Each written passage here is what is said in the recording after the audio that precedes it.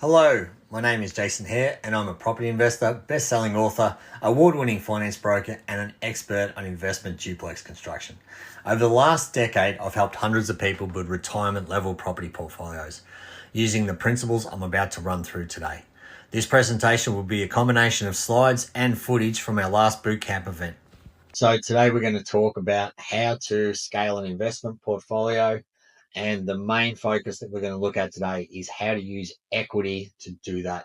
Equity is one of the loves of my life. It has helped me personally and my family increase our wealth from very meager to a very, very comfortable retirement in 10, 15 years. So let's get into it and we will kick off. So why am I sitting here talking to you? I'm not here talking to you as a finance broker. I'm here talking to you as a property investor. So this is my family. I've got a wife and two amazing little kids. And from very humble beginnings of the first property that purchased up there in the left-hand corner, we have now created a portfolio of 6 properties and about a valuation of about $5 million. I now essentially teach and use these same principles to my clients every day of the week. And I've helped hundreds of clients use this exact principle and these exact basic fundamentals to make sure that their finances and their structures are set up so that they can continue to scale and create wealth for them. So what is your why? So the why is, why are you doing this in the first place? Are you doing it for your family? Are you doing it because you want to retire early? Are you doing it because you want a passive income? Are you doing it because you just love to hang out with tenants and or you get bored and you want something to do on the side after you finish your hard day's work? So there are a number of different reasons that people become property investors, but you have to have the reason why pretty solid in your brain, because there will come times when it's hard. It's not a rich quick scheme, and there's times when it does become hard. You might end up with a bad tenant. It does happen every once in a while, and trust me, those really test your patience. So if you have a really strong understanding of why you're doing this, what goal you're aiming for, then it makes it so much easier. Now, why invest in property? Number one, it's familiar. People are familiar with property. Most people have lived in a house. A lot of people have bought houses before. They know the general purpose of what a house does. The same can't be said for shares and how to invest in it. It takes a lot of education to be good at investing in shares and to actually create wealth. Now, property also has 65 years of results. If you have a look at my book, The Equity Advantage, page 42, it shows a great graph from the Australia Bureau of Statistics, and it shows pretty much large increases in growth of Australian property over 65 years and small dips. So it goes up a lot, goes down a little, goes up a lot, goes down a little. Even during the GFC and during COVID, we only saw nationwide a maximum of 8% decrease in national property prices. There's a reason for that. We are a landlocked country. We have potentially or about 85% of the country is desert that very few people want to live in. So it just leaves the coast. There's certain areas that are a little bit too hot for a lot of people. So that even reduces the area further. So it's the tree change and the sea change. Of those two, the sea change has really won out. People want to live by the coast. They want the beach. We're a beach community. We're a beach country. We love that lifestyle. So these are reasons that property prices have continued to. The ABS released another survey that said that more people use property to create wealth than any other asset class. So it's been proven to produce more millionaires than any other type of asset. Now, the other number one reason that we might use property is leverage. So you can go and borrow essentially 90% of the price of a property, and then if you do it in the right way or do it in a particular way, you can keep the majority of those profits. There's very few countries around the world that will allow you to do that. The way that in Australia we can release equity, that's a huge benefit. There's a lot of people in South America that they cannot, like their banking system does not work the way that it does in Australia. So they come to Australia and they do really well because they see that profits can be made because of these beneficial policies that we currently have as investors. Now, as a finance broker, I am never going to stand here and tell you a great place to invest in right now, or just tell you to buy that property up the road that Davo's selling. If you ever have a mortgage broker or a financial advisor that tells you to buy a particular property, you should run for the hills.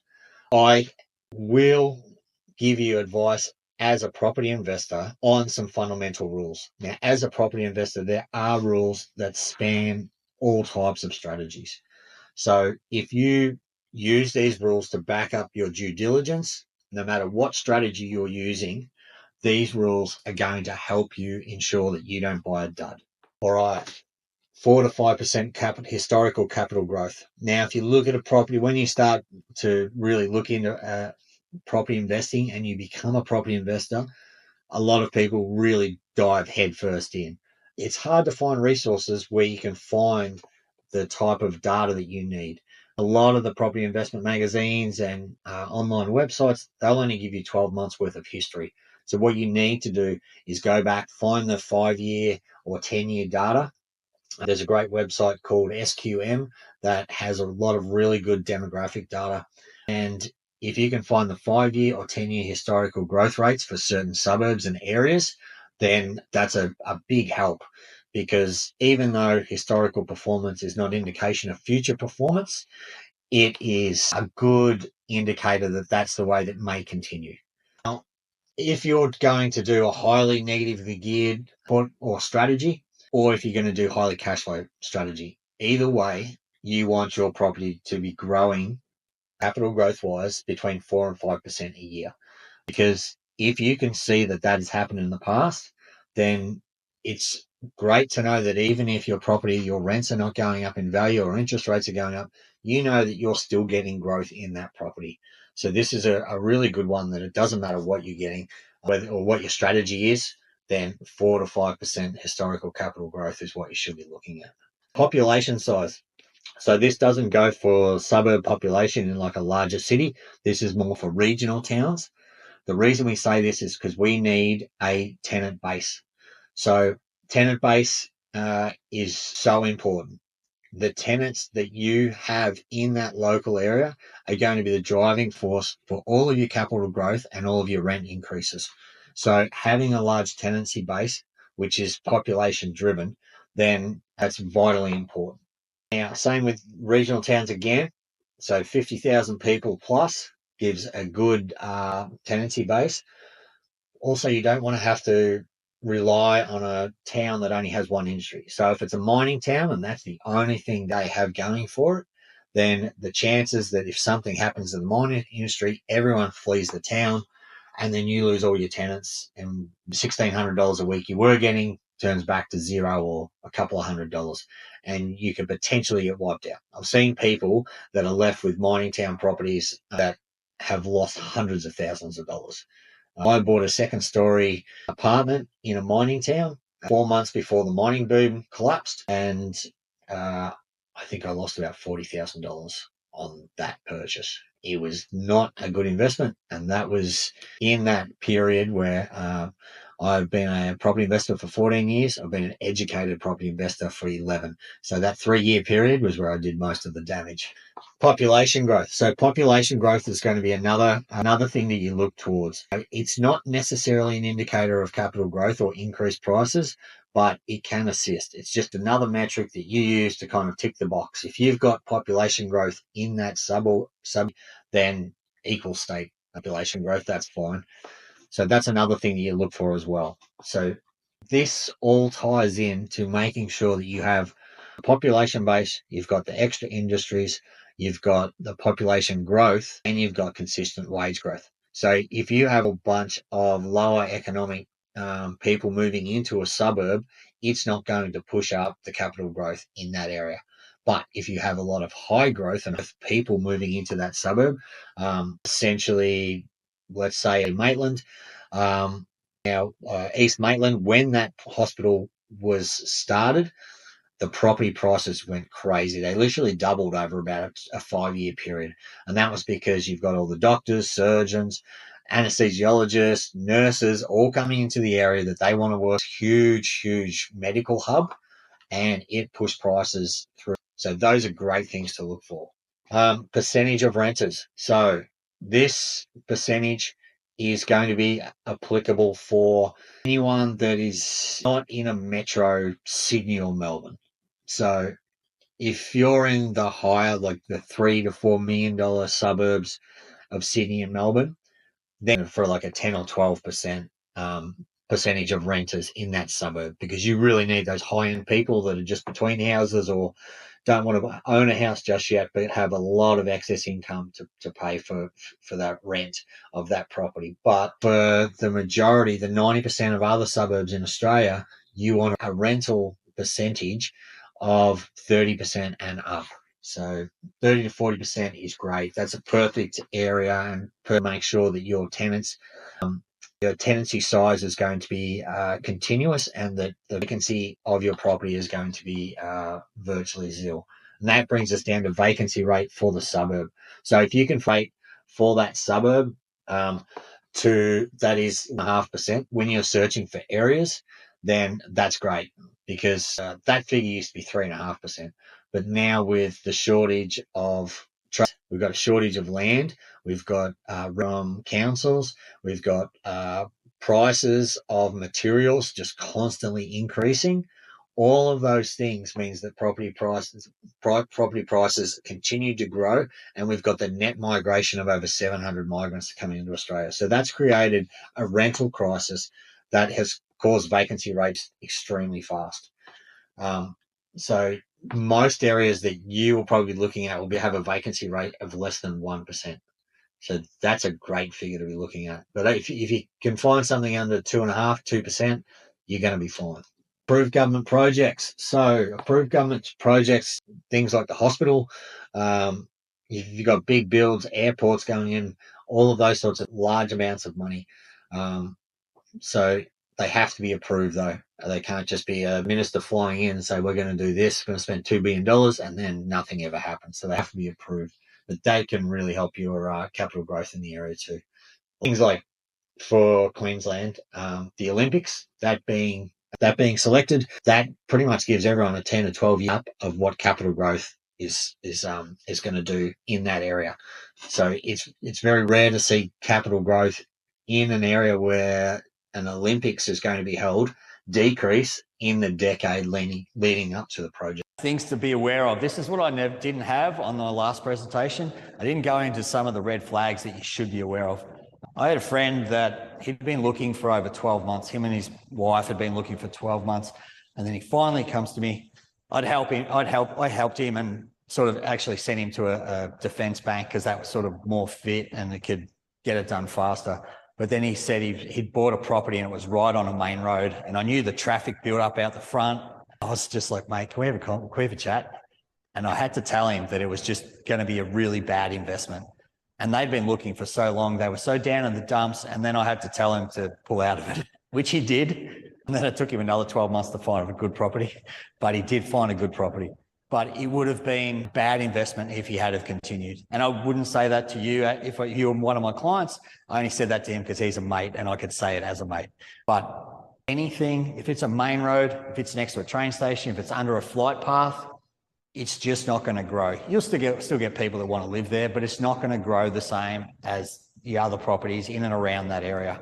You have a look at Maryville on the Pacific Highway, main road, city road that comes through there. All those properties along there are about $500,000 cheaper or $1 million cheaper than all the other properties in and around Merewether. It's because of the main road. So you just got to be aware of things like that. High density apartments, just don't do it. They're not a good investment. Again, similar to the apartment I did, if something happens, you have to lower your rent to get tenants in. You might have 20 other people doing the same thing. So it's just a race to the bottom. And again, if you have to sell, you have square meterage restrictions. They don't increase in value like a normal detached house does. There's better investments out there. I just wouldn't do it. A lot of Chinese buy apartments just to store their money. It's so hard to get their money out of China. So they will buy apartments and they won't even put people in them. They'll just keep them there. And that's where they keep their $1 million or however much it costs. And that can be a great strategy for them. But as an investor that you want to see capital growth, it's not a good one for most people. Your flood maps. Flood maps are a huge one. Again, the fact that I never had this on the last time I did this presentation. Our house, our big 2-story house, that's in a flood zone, but we had to build it up 170 centimeters for the first floor to be able to feel safe and get insurance and stuff. But if you check with your local councils portals will all be different, so you'll struggle through them, but find out where the property is and see if that once in 100 years flood is going to affect it, because that'll save you hundreds of thousands of dollars potentially. Changes in government policy. So this is Labor's negative gearing policy backflip.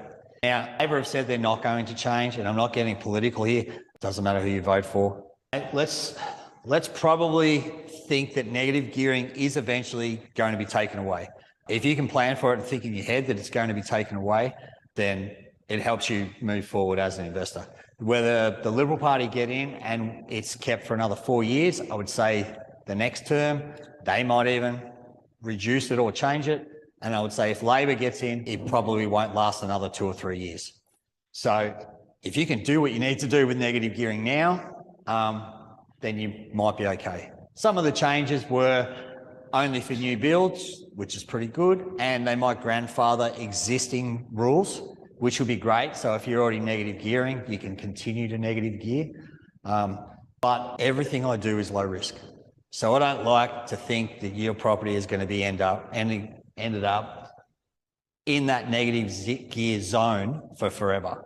So this is the nice low risk way that your property should progress. So initially, even like highly cash flow positive properties, which are very hard to find these days, like we've just done a duplex, it's not going to be cash flow positive until like the 2nd or 3rd year. But most properties start out negatively geared until they become neutral. So that means you get your tax return back. When you get your tax return, it just breaks even. Next, you go into your positively geared, so you get your tax return back and you actually make money. So it might be a couple of $1,000, it might be $10,000 you make for the year. But the yellow area is where you want your investment. That's your low risk. That's your I can sleep at night. We just let the property do its thing. Let the market do its thing, and we just don't even worry about it. Let the property manager do their thing. You don't have to worry about it then. You're not putting any more cash of your own in. That's where it's positive cash flow. So before your tax return, you're making money. Your council rates, your insurance on the property, your property management fees, all of those things, your water rates. Even then, the rent is still covering all your expenses. So that's where you want to live as a property investor. We have one property that is in that zone at the moment, and our goal for the next 10 years is to get the other 4 into that. So that's where we want it to live. The great thing right now is that cost obviously is horizontal there. We all know that costs gradually increase, so that should be. I'm not that good at drawing graphs. But because interest rates are at their peak now, we're in a really great period where as interest rates come down, some CBA economists have predicted 5 times in the next 15, 16 months, your repayments are going to drop considerably. So you can hit that yellow cash flow positive area much faster, and that's where you want to be. Okay, capital growth versus cash flow. Do you highly negatively gear your portfolio, or do you try to have it produce cash, live off the rent? So there's a bit of a saying that goes with it. Cash flow will make you rich. So if you have some lower value properties, but you've paid all of them off and you just live off the rent, so that's not bad. You can earn a pretty decent income doing that. You can retire on that. But the capital growth from properties increasing value will make you wealthy. But if you purchase a property in the right area, and with the rental crisis that we have right now, and rents increasing like 20% in some suburbs, you can have both. You're not going to get a 10 and 10. You're not going to get 10% yield and 10% capital growth. Like that's an extreme outlier. But if you can get 7 and 7, that's great. All right, where to start? So 2 most important things for any first-time investor or any rinse and repeat investor. Did you want a picture of Ron Burgundy? Because I love that one. That was my favourite slide to create. I was like, where can I get? Borrowing capacity is your number one. You got to start there. So if you don't know how much you can borrow from the bank, unless you're buying cash deals or doing cash deals, which most people wouldn't be here if they were, you got to find out how much you can borrow. So that's your start. If you can borrow like 880,000, You don't have to do that. There's kind of like a Goldilocks range for investment properties between about $500,000 and about $800,000, where the yields sort of congregate around between 4.5% and 7%. And it's great for being able to pay the majority of your mortgage from that rent. The higher you get above sort of that 800,000, it might have increased a little bit now, but the more your yields go down, so the more you have to pay out of your own pocket. So you sort of leave that Goldilocks zone. So even if your borrowing capacity is like $2 million, you don't need to use that all in one go. Just stick with some properties in a good range. That's totally up to you, whatever strategy you're using. But your borrowing capacity is number one. The second is the other part of the equation is your deposit. So if you're a first home buyer, it's normally cash or a parental gift. If you're an investor and you already own a property, it's equity. You should only ever have to save up a deposit once. So the types of deposit, obviously you got cash. First home buyers usually use this. Gifted funds, if you've got a relative that can gift you 140,000, whatever, they just have to write a letter and say, these are non-refundable, this is a non-refundable gift, and you're good to go. Rental guarantee loans, they use the collateral of their property to mean that you don't have to put down a 20% deposit or 10% deposit. But it still means if the property is worth 800,000, your loan is going to be 800,000. So it doesn't decrease or increase it doesn't increase your borrowing capacity. So if you can only afford a $750,000 property, a parental guarantee won't assist you in that. If you're hoping to get an $800,000 property, it's only helps you with the deposit. I'm not a big fan of parental guarantees. Equity, it's my favorite, fourth love of my life, equal with my wife. Sorry, Kate. And cross collateralization. It's as much as I love equity, I hate cross collateralization as much. The banks do it to investors all the time. It's low risk for them. It's high risk for an investor. I've got a whole chapter of it in my book on the pros and cons. There's really only one time that you would look at cross collateralization, and that was if you're in an emergency situation, you couldn't get your deposit and you needed to purchase this property, you were going to lose the sunset clause was coming up and you had to cross collateralize your properties to get it through. And then you would uncross them as soon as you possibly could. But that would be like one of the things why cross collateralization, when the bank takes two properties and looks at them as one, is if you had 3 or 4 properties like that, if one of those properties gets into trouble, you get behind on repayments, or you forget to pay your insurance and the tenants burn the kitchen down, the bank can take all of your properties, they can sell all of your properties to regain the cost of that one property. So they're all linked like that. If one property goes up in a good market and the other one goes down, because they're crossed, you might not be able to get access to any of your equity if your LVR is above 80%. So there's plenty of reasons why cross collateralization is a no-go for investors. All right, how much deposit do we need? Generally, it's 12% if you're trying to stretch your either deposit or your equity into multiple purchases to build a portfolio quick. The reason it's 12% is because, let's say you have $300,000 worth of equity, you might be able to get 2 deposits out of that, maybe even 3. So if you were just to go to put down a 20% deposit of your equity, you've just used a really big chunk of it straight away, and you can't maximize your borrowing capacity to really extend the use of that equity. So 12%, mainly because lenders have a 90% cutoff for their loans. So for investors, they say we're not going to lend you above 90%. But because you're above 80%, you've got to pay lender's mortgage insurance. So we pay an extra 2% in the initial deposit, and that covers for when they add the lender's mortgage insurance onto the loan. And it takes the LVR up to about 89.7, just under 90%, and you're all sweet. Plus, there's a couple of banks that will go above 90%. They'll go to 95 for investors. But as soon as you hit 90%, your lender's mortgage insurance fees like almost triple. So if you can stay below 90%, make a 12% deposit, that's great. If you only need, like the next duplex we're doing, we've just signed the contract for, we only need that property. So we're going to make a 20% deposit from our equity just to not worry about the LMI. We've got enough equity there that we can do it. But if you wanted to and had planned to do multiple purchases and you needed to stretch your equity, then it is a necessary evil. All right, no cash deposit, which is the equity. So my love affair with equity came about through me not even understanding what equity was. My wife and I were about to buy our third property, or my third property with her first. It was that where we currently live now, that old miner shack initially. And she said, oh, what are we going to use for a deposit? And I said, oh, we'll use equity. And her question was, what is equity? And I was stumped. I was like, I don't know. I just heard it around the barbecue. That's what we're going to use. So then I just kind of find out. And that led me into my first property investment course.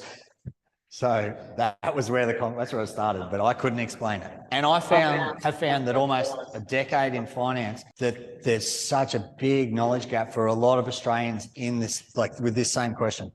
They don't know what it is. They don't know how it's calculated, and they don't know how to maximize its use in growing wealth. So it's essentially the difference between what the bank values your property at to what you still owe on it. In a nutshell, that's what your equity is. So if your property is worth $1 million and you owe $500,000, you've got $500,000 worth of equity.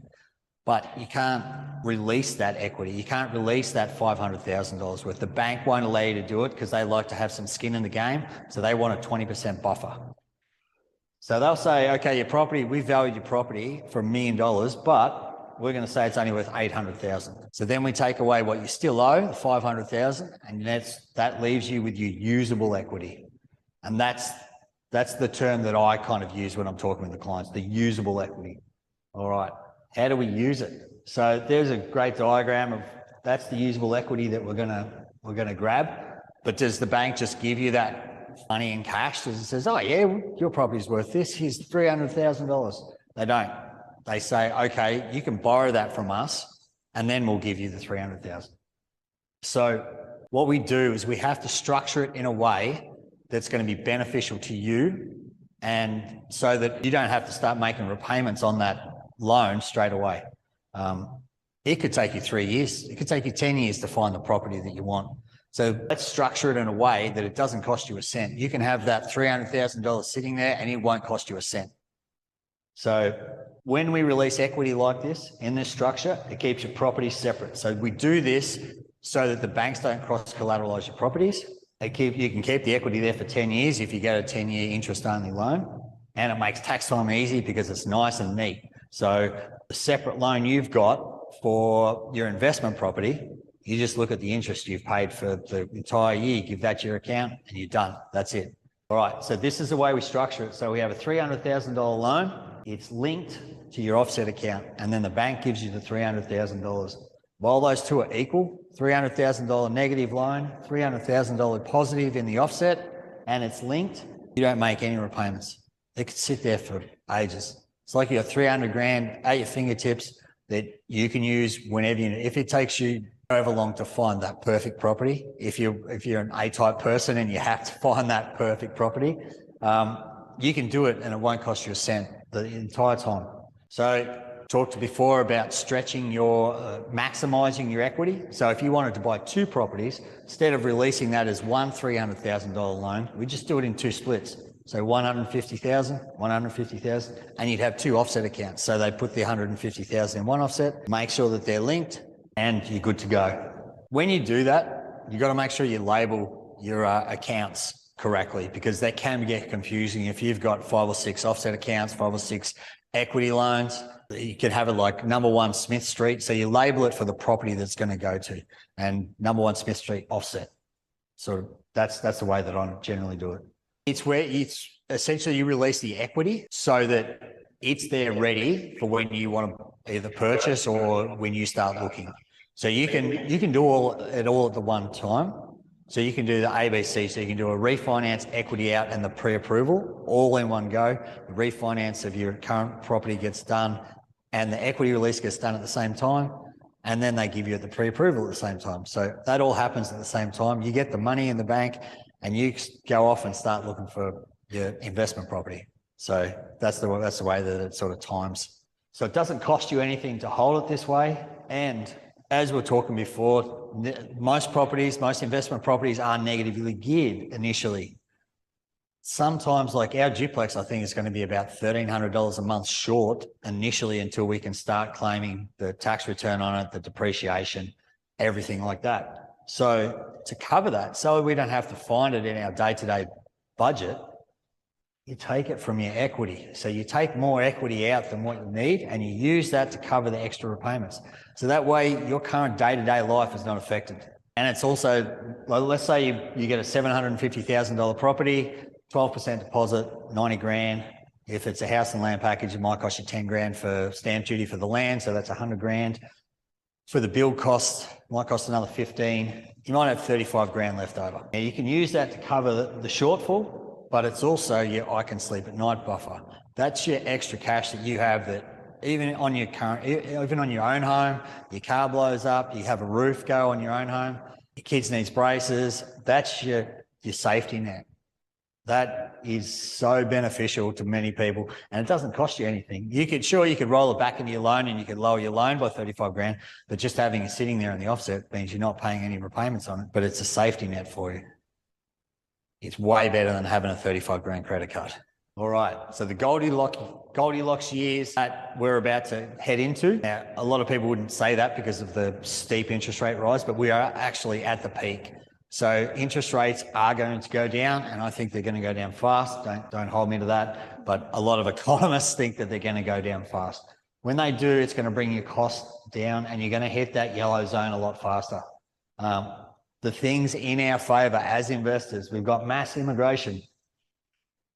Now both parties have said that they're going to limit immigration. I honestly don't see how they're going to do it. They're going to try, but it's not going to work as well as what they think. Build costs keep on increasing. The tradies' wages, tradies are finally getting paid what they should be getting paid. But it is making our houses cost more. Skilled tradesman shortage, we have that as well. Limited prime land. So because we're landlocked, we're a desert country, it's coastal. There's not as much land as what people think. Council red tape restricting mass land releases. They're trying to fix that too, but as you can imagine, most councils are a lot different to state and government level. So, and there's investment friendly policies for now. So capital gains tax, negative gearing, full depreciation on brand new properties. All these things are hugely beneficial for investors and they help you cover those carrying costs because as investors, you're carrying the risk. You're letting someone else live in your investment, your asset, and interest rates are on the way down. All right. How do we structure your investment loans? So if you have an existing property, and this is only if you have one, we refinance, equity release and pre-approval. But go back to A, if you're on a great interest rate, if you're with, let's say, I don't like to use them, but let's say you're with a bank that I don't even use. So if you're with the Greater and you're on a good interest rate, then there's no need to refinance to another bank that's going to give you a higher interest rate just so you can do this, all right? I can give you the instructions on what to tell your current bank so that you can get your equity out and then we just do the pre-approval with another lender because there are certain lenders that are more beneficial and do treat investors different. So there is 4 or 5 lenders that I really like to favour when it comes to purchasing investment properties. How to build your portfolio. Okay, so once you've got your property, wait for the equity to grow. If you're buying brand new, that's pretty much what you have to do. Unless you buy, like you do a brand new duplex build and then you can strata title it, you can create some capital growth there. But generally, if it's a new build, you got to wait for the market. But the market's been pretty crazy right now in certain areas. So that's not as big of an issue as what it used to be. What Jamie's about to show you a bit later is not a strategy that I would have even spoke about 6 years ago because the market conditions weren't there. They've now built up that it's a great way to invest and it's pretty easy too. or create it. So also, I don't know if we've got any tradies in the room, but if you're a carpenter or plumber, you can buy a fixer-upper, do a cosmetic renovation, and then either sell or take equity out because you've created the equity, and then go again. That's a brilliant way. It's an incredible strategy if you have those skills. I don't. I'm terrible. You should have seen how dodgy that renovation was. Rinse and repeat. So you just keep on doing it, and you don't save up another deposit. You wait until your properties have grown enough equity until you can go again and you release equity from those until you max out your borrowing capacity. Once you've maxed out your borrowing capacity, you're done, unless you increase your income. So back when I worked in defence for 20 years, pretty much the max my income was going to be was maybe 120 grand. I knew that to be a property investor, I had to retrain, reskill, marry well, thanks Kate, and her income has really helped us in us being able to buy what we want.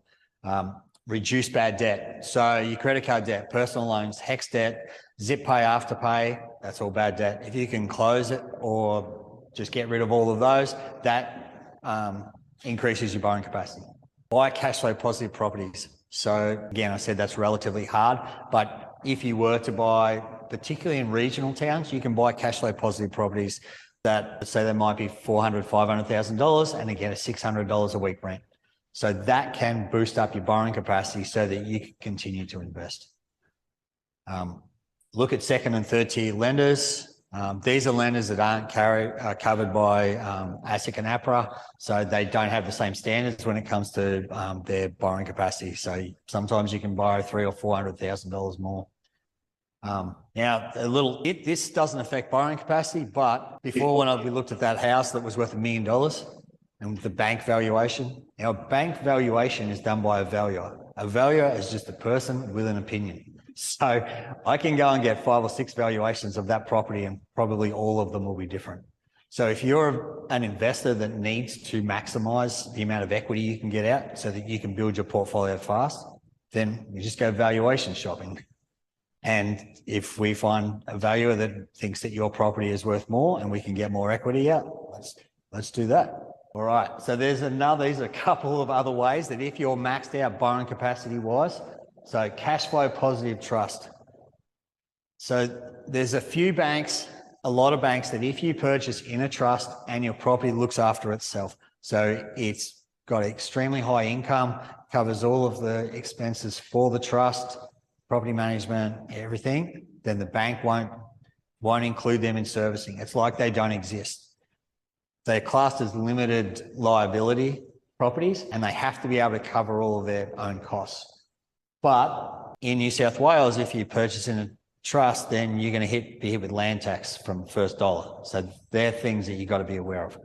But if you can work your way around that or finance your way around that, then you could potentially buy 3, 4, 5 properties in a trust and then you'd still have borrowing capacity left. I don't know what your land tax bill would be like, but or you can finish off your portfolio with an SMSF property and that's taken from a different group of income. So it's taken from like the 12% your employer pays or you pay yourself as a self-employed and the rent. And that's pretty much it. So generally you've got to have a large deposit if you're purchasing higher value SMSF properties or you purchase lower value because your borrowing capacities aren't as high because you're only using 12% of one income, 12% of another and rent. All right, what is the best strategy? Again, I said I wasn't going to talk about strategies, but that's where Jamie comes in and he will let you know about a great strategy that I have had personally work for us. And this is personal. This is not with my finance cap on, but when we had the valuation done of the duplex initially, the first one from the drawings, and then 12 months later, we just had the completed valuation done, walkthrough of everything, increased $240,000 in 12 months. So I had tried and I'd put together a strategy that was extremely complex that I thought was using all my years of property investment. And I was going to buy this big block with a house up the front and I was going to build up the back. And while it was being built up the back, I was going to be able to subsidize it with the rent from the property up the front. And then we're going to get rid of the property at the front and then build another brand new property at the front. I must have spent $5,000 talking to ex-town planners, seen 25 properties, in our area and within 50 Ks, couldn't find anything that was going to meet my needs until eventually I just threw my hands up in the air. And I said, Jamie, find me a duplex. And I've still probably done better this way than if I had have done my own strategy. There was just too much risk involved, too many maybes, what ifs. Buy this property and then get it to town council level, and they go, no, we're not going to allow that. And I was just like, all right, I need an easy way to do this. So, Jamie, do we have any questions? Anything regarding structure? I can't really talk about general returns because I can only talk anecdotally about my own situation. Areas that I would invest in, I could probably talk about areas I would invest in, like probably Victoria right now, but it might be coming good, like Jamie said. Wouldn't go any Northern Territory. Tassie probably just doesn't have the, I think it's already been over, like certain areas like around Hobart already been done. But South Australia's going all right. Just talk about investment plan. Yeah, so that's just my brokerage. So we sort of help everyone. Like weirdly, I ended up in a niche of just doing like investment duplexes, and so I kind of become known for doing investment duplexes. But if you can write an investment duplex construction loan, then the average mum and dad refinance is like you do that in your sleep. It's super easy. So everything else is easy after that. It's like SMSF. It's so complicated and involves so many documents and different things you got to check. If you can do those, then you can write any other type of loan. A lot of finance brokers just stick to the easy stuff and they don't ever venture out. But we have our processes set up now really well, so we can like we have loan trackers, because when you're trying to track your repayments for your construction loan, it can be really difficult knowing what you've paid, what they're actually asking for now. So we have particular spreadsheets on where you're up to, why you have to pay this amount, who does it go to. So we've got a few things in place just to make it easier for you. Okay, so we just got asked, can you use equity from an uncompleted duplex build that has had a completed valuation? It almost sounds like it has been completed enough. If it's been completed enough to have a valuation as complete, which is pretty much where ours has just been up to. So ours has just been, we've just got the occupancy certificate, had a valuation done. We could release 100,000 of equity for our next purchase. Yep. So yes, in that instance, if it's still ongoing and the last drawdown hasn't happened and the keys haven't been handed over, no, you'd have to wait until it's done. But if you're with the same lender, they will allow you to use the rent from that property to help your borrowing capacity for the next property. So you don't, normally you land lock, if you're essentially using Westpac for the duplex build and you're going to get $1,300 a week rent from that duplex, and you wanted to buy it again, you would have to use Westpac so you could use that while the build was going on. But once it's complete, you can go to any lender. Why do you say 5 or 6 properties? I just like, in today's environment where properties have increased to a certain range, like 5 or 6 properties, our portfolios, and even with some of them, most of them are around $1 million. The SMSF is about 720. Our owner ROC probably takes up 2/5 of that, but our portfolio will be about 5 million currently. Like in another 10, 15 years when it doubles in value, do you need more than $10 million? Sell one property down and you might be left with 7 or 8. Like, how much do you need? My wife thinks that that's way too much. We should stop at like 3 or 4 and retire early. But yeah, it just depends how big the goals are. I grew up in the country. I grew up in a town of like 1,500 people. I had to join the military because there was no other options. To finish with a portfolio of like $10 million, that's pretty good. I think that I can set my family up pretty well with that. So, yeah. Plus the headache. Like the more people you have to deal with, if you've got more and more properties, it's just more tenants and more issues. That Goldilocks range that I talked about too, that actually goes for your tenants. So Below the 500,000, maybe 600,000, you are unfortunately dealing with a lower socioeconomic class of tenant, more likely to do damage to your property. So you get above that 600,000 and up, they are more likely to look after your property. They're paying a higher amount of rent. They realise there's value there. They respect it more. So that's why I kind of like that Goldilocks range. I have to put a caveat. I'm not an accountant, and you should definitely speak to an accountant. If you make $200,000 on the sale of your property, and you've held it for 12 months, then you are only taxed on 50% of that 200,000. So $100,000 of that, if that's in your name and your partner's name, then 50% of that 100,000, so 50 grand, goes onto your current income, and 50 grand goes onto hers.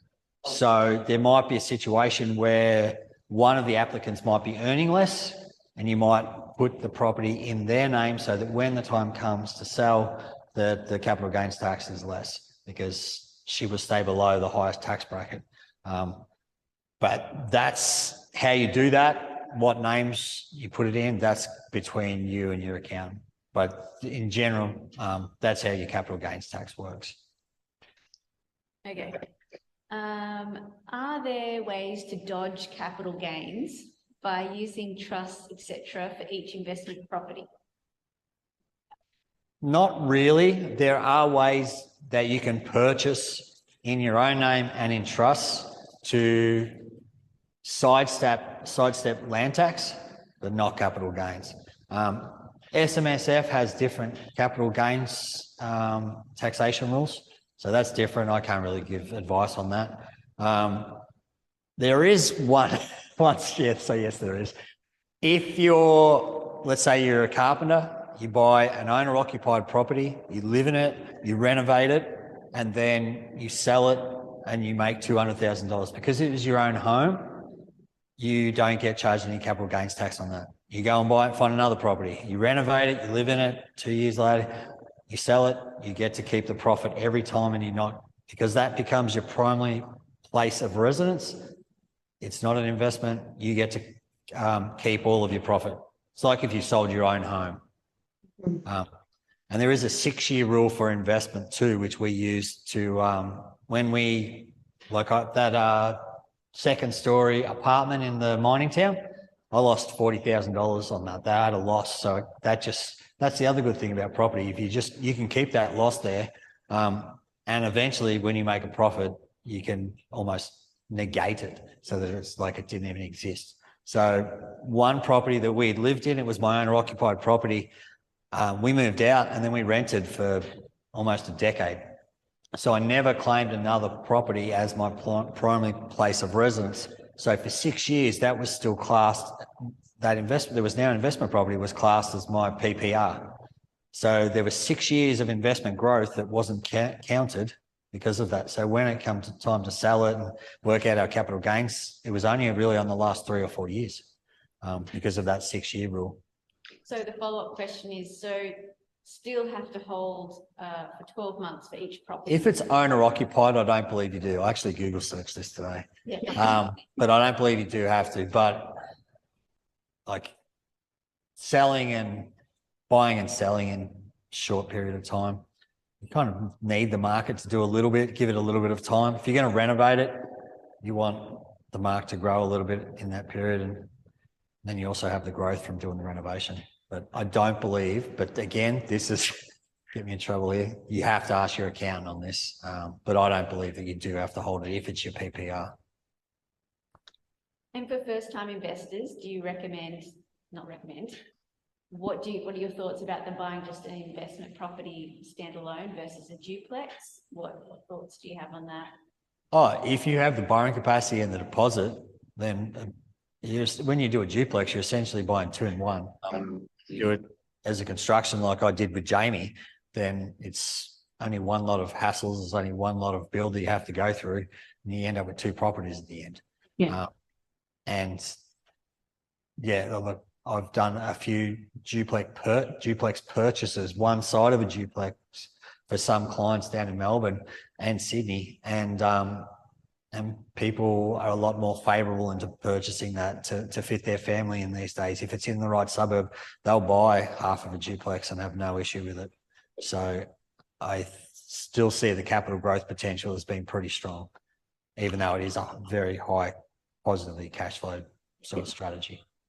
I think it was Sherry Barber, the Sherry Barber renovation course.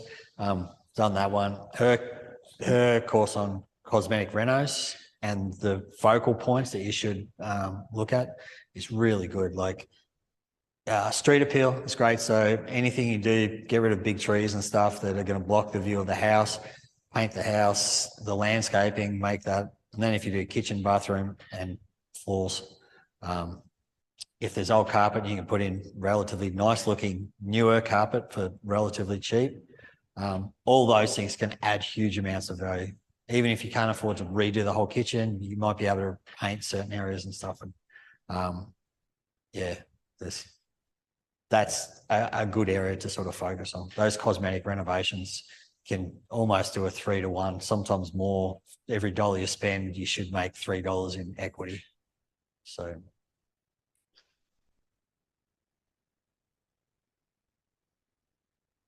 If that's it, thank you very much. I appreciate everyone taking the time out. I know everyone's busy, so I really appreciate you coming along. Thank you very much.